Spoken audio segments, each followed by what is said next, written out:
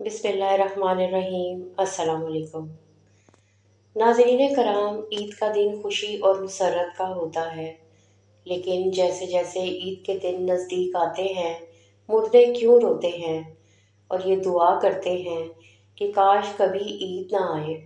हम लोग तो ईद की खुशी मना रहे होते हैं, लेकिन मुर्दे ईद आने का गम मनाते हैं। कुछ मुर्दे ऐसे हैं जो ईद के आने पर बहुत दुख में आ जाते हैं और बहुत बड़ी मुसीबत इन पर आने वाली होती है। इस वजह से वो लोग बहुत परेशान होते हैं। आप सल्लल्लाहु अलैहि वसल्लम ने इरशाद फरमाया, अगर कोई शख्स रमज़ान के महीने में इंतकाल करता है तो इसके ऊपर अजाब नहीं होता और कब्र में इससे सवाल व जवाब नहीं किए जाते, चाहे वो कितना भी गुनाहगार बंदा क्यों ना हो। रमज़ान में इसका इंतकाल हो जाए तो रमज़ान के महीने की बरकत इसको ये मिलती है कि रमज़ान भर ना इससे सवाल व जवाब होते हैं और ना ही रमज़ान पर इस पर अजाब नाफिज किया जाता है।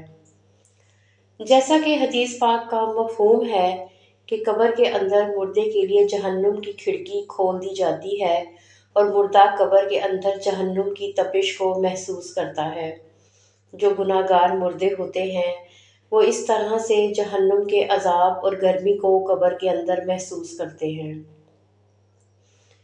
लेकिन जब रमज़ान का महीना आता है तो आप सल्लल्लाहु अलैहि वसल्लम ने इरशाद फरमाया, तो जन्नत के दरवाज़ों को खोल दिया जाता है और जहन्नुम के दरवाज़ों को बंद कर दिया जाता है। कब्र से अजाब को उठा लिया जाता है और अल्लाह ताला की रहमतों का नज़ूल होता है। इससे मुर्दे को बड़ी राहत मिलती है। रमज़ान के आने से मुर्दा बड़ा खुश होता है कि हमारे ऊपर से अजाब उठा लिया गया है। कब्र के अंदर जहन्नुम के दरवाजे खुले हुए होते हैं, वो दरवाजे बंद कर दिए जाते हैं, तो वो मुर्दा बड़ी राहत महसूस करता है। अब सवाल ये पैदा होता है कि जिन लोगों के ऊपर अल्लाह ताला ने रमज़ान में अजाब हटा दिया था, तो ईद के बाद इनके ऊपर अजाब मुसल्लत होगा या नहीं। कुछ मुर्दे तो ऐसे होते हैं कि जिनके ऊपर अजाब नाफिज नहीं किया जाता, लेकिन बहुत सारे मुर्दे ऐसे होते हैं जिनके ऊपर ईद के दिन जैसे ही रमज़ान का महीना ख़त्म होता है तो फ़ौरन ही अजाब शुरू हो जाता है। जैसे पूरा साल वो लोग कब्र में सज़ा और अजाब भुगत रहे थे, अजाब में वो लोग फिर मुलव्विस और गिरफ्तार हो जाते हैं। बाज़ उलमा फरमाते हैं कि जब कोई इंसान रमज़ान के महीने में इंतकाल करता है और इससे कब्र में सवाल व जवाब नहीं होते और जब एक मर्तबा किसी पर से अल्लाह ताला अजाब उठा ले तो फिर दोबारा इन पर अजाब नाजिल नहीं करता, बशर्त ये कि इसके लिए कोई इसाले सवाब कर रहा हो या मग़फ़िरत की दुआ कर रहा हो। हर मुर्दे को इसके अमाल के मुताबिक सज़ा दी जाती है। जो नेक लोग हैं जिनको अल्लाह ताला ने काफ़ी कर दिया कि इनको 2, 4 या 6 महीने सज़ा हो गई, बस अब रमज़ान के गुज़रने के बाद दोबारा इन पर अजाब नहीं होगा। लेकिन अगर कोई बहुत ज़्यादा गुनहगार है, मसलन कोई ऐसा बंदा जिसका इस्लाम से कोई ताल्लुक़ नहीं है, जो इस्लाम को जानते हुए भी इस्लाम को मानता नहीं था और कुफ्र व शिर्क का मुरतब हुआ, तो इस पर रमज़ान के बाद भी अजाब जारी रहेगा। नाज़रीन कराम, जब रमज़ान का महीना ख़त्म होता है तो रमज़ान की बरकतें भी ख़त्म हो जाती हैं। शैतान को कैद से रिहा कर दिया जाता है, मुर्दों पर से रहम का मामला ख़त्म हो जाता है।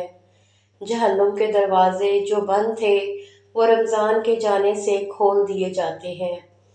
इन सब बातों का मुर्दों को इल्म होता है कि कब रमज़ान शुरू हो रहा है और कब रमज़ान ख़त्म हो रहा है।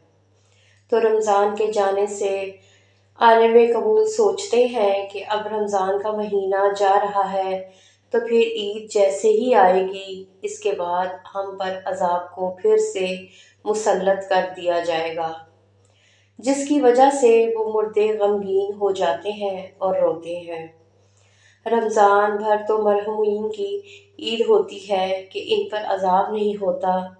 ہم لوگ رمضان کے آخری عشرے میں جب اپنی مغفرت کی دعائیں اللہ رب العالمین سے کرتے ہیں تو پھر ہمیں اپنے مرحومین کے لیے بھی زیادہ سے زیادہ ایصال ثواب کرنا چاہیے، اور صرف اپنے مرحومین کے لیے ہی نہیں بلکہ تمام امت مسلمہ کے لیے مغفرت کی دعا کرنی چاہیے۔